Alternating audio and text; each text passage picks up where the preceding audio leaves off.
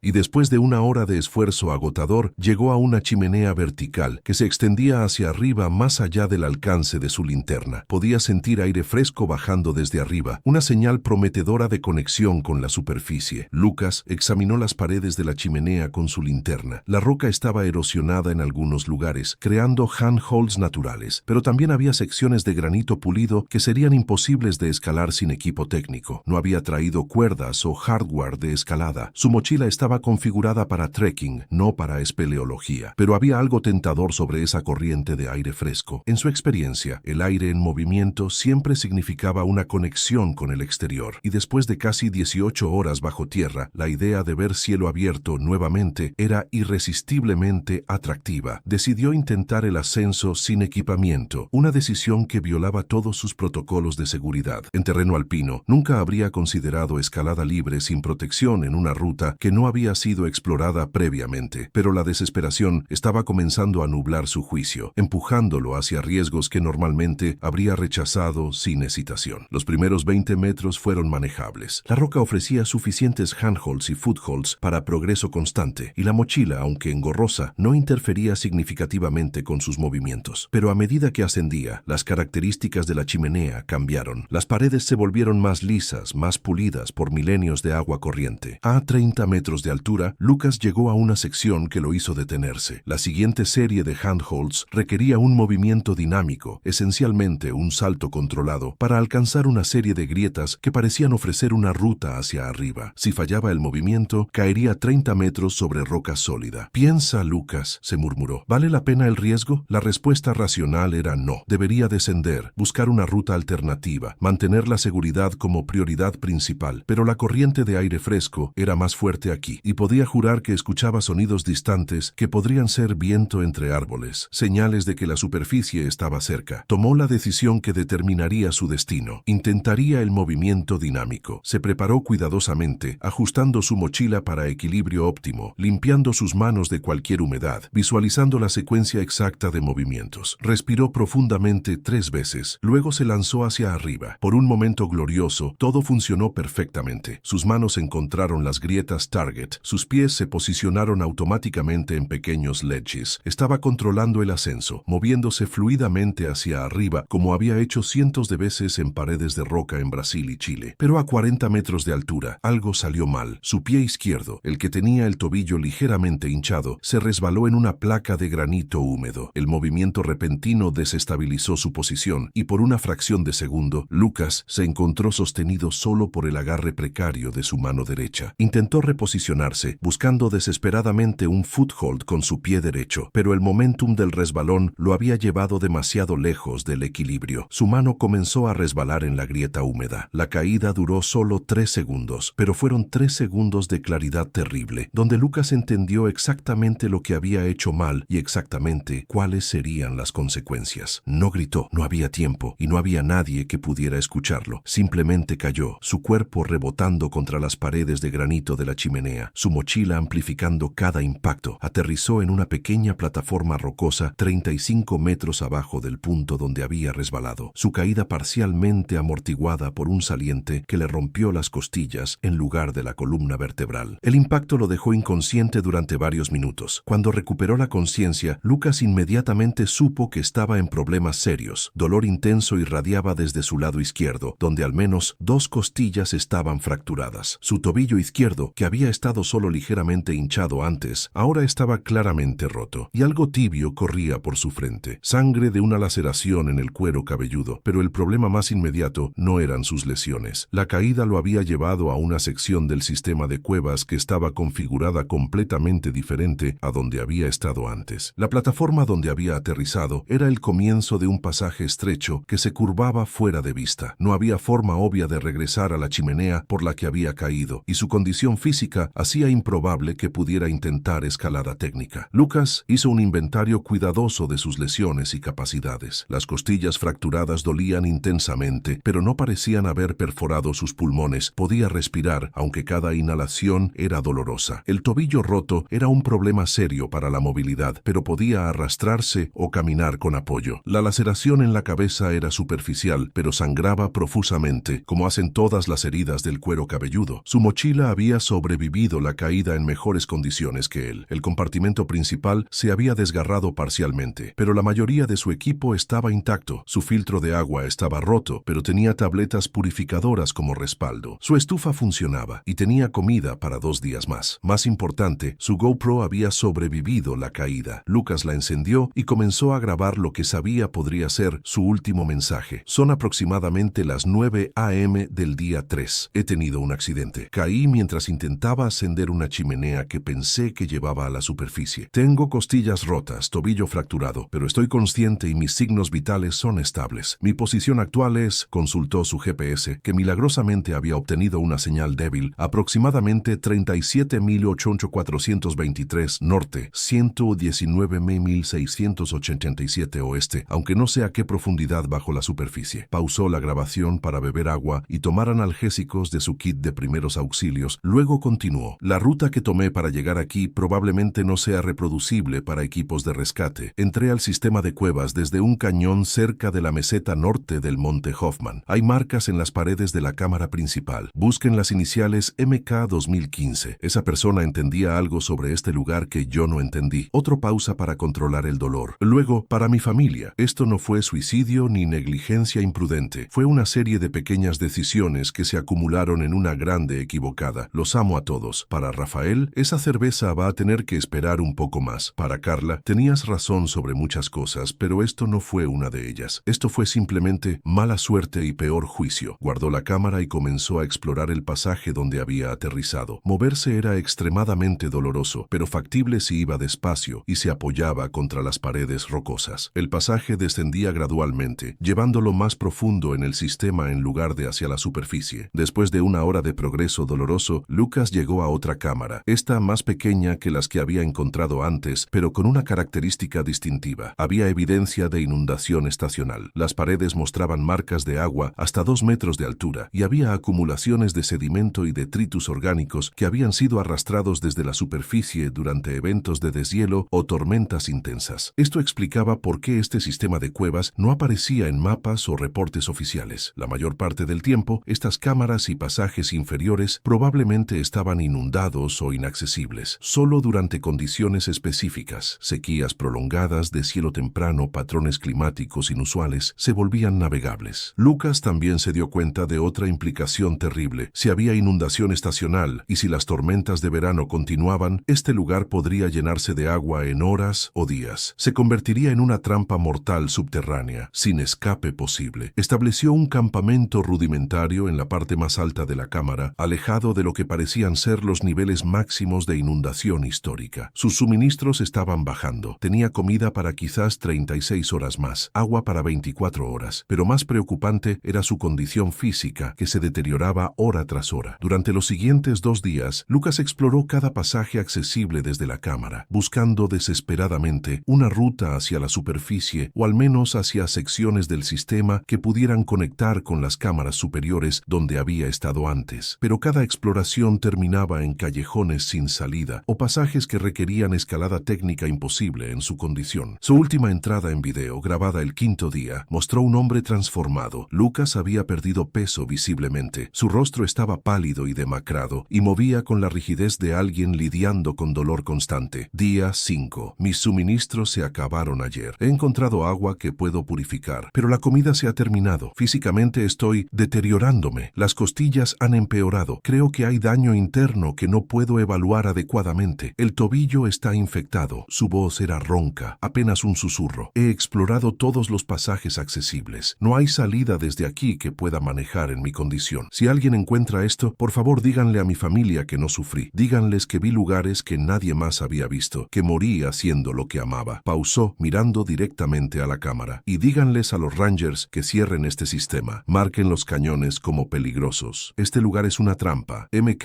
lo entendió. Sus marcas en la pared no eran vandalismo, eran advertencias. Alguien más va a cometer los mismos errores que yo cometí. La grabación terminó abruptamente cuando las baterías de la cámara finalmente se agotaron. Lucas Almeida murió 6 días después de entrar al sistema de cuevas, en una cámara subterránea que permanecía permanecería inaccesible durante los siguientes 8 años. Su cuerpo, protegido por el aire frío y seco de las cuevas profundas, se momificaría naturalmente, preservado como los artefactos antiguos encontrados en cuevas secas alrededor del mundo. Las búsquedas intensivas que siguieron a su desaparición reportada, helicópteros, equipos de rescate en tierra, buzos en los lagos alpinos, nunca llegaron cerca de encontrarlo. Los equipos de búsqueda siguieron el sendero desactivado que Lucas había documentado meticulosamente, pero cuando llegaron a la meseta donde había planeado acampar, no encontraron evidencia de su paso. La tormenta había lavado sus huellas y la entrada al sistema de cañones, camuflada entre formaciones rocosas similares, pasó desapercibida. Durante 8 años, las cámaras donde murió Lucas permanecieron inundadas cada primavera por el deshielo, inaccesibles incluso para espeleólogos expertos. Solo la sequía inusual de 2025, combinada con patrones climáticos que redujeron el deshielo primaveral a niveles históricamente bajos, finalmente drenó las cámaras lo suficiente para que fueran accesibles nuevamente. Cuando el grupo de alpinistas encontró el fragmento de lona azul de su mochila en la cara norte del monte Hoffman, estaba a menos de 200 metros verticalmente de donde Lucas había hecho su último campamento. El material se había filtrado hacia arriba a través de fracturas en la roca durante años de ciclos de congelación y deshielo, finalmente emergiendo en una grieta que solo se había abierto durante el deshielo temprano e inusual de esa primavera. Sería necesaria una expedición de espeleología especializada, equipada con equipo técnico avanzado y conocimiento del sistema hidrológico estacional, para finalmente recuperar el cuerpo de Lucas y su GoPro. Los videos que había grabado proporcionarían respuestas a la familia que había esperado 8 años, pero también plantearían nuevas preguntas sobre cuántos otros sistemas de cuevas ocultos existían en la Sierra Nevada y cuántos otros exploradores podrían haber desaparecido en laberintos subterráneos que los mapas oficiales insistían que no existían. La historia de Lucas Almeida se convertiría en un estudio de caso en programas de rescate en montaña, una lección sobre cómo pequeñas desviaciones de protocolos establecidos pueden acumularse en tragedias. Pero para aquellos que lo conocían, su familia en Brasil, su mejor amigo Rafael, incluso su ex esposa Carla, permanecería como algo más complejo. La historia de un hombre que había vivido auténticamente, que había muerto explorando los límites de lo conocido y que había encontrado lugares de belleza que nadie más vería jamás. En las rocas de la cámara donde había establecido su último campamento, talladas débilmente con una navaja suiza cuando sus fuerzas flaqueaban. Futuras expediciones encontrarían sus propias iniciales junto a las de MK. LA 2017, digan a mi familia que los amo, y en los años siguientes, cuando otros exploradores encontraran esas marcas en las paredes de la cámara profunda, entenderían que no eran vandalismo sino monumentos, testamentos silenciosos a aquellos que habían empujado demasiado lejos en busca de lo desconocido y que habían pagado el precio final por el privilegio de ver lugares que el mundo había olvidado que existían.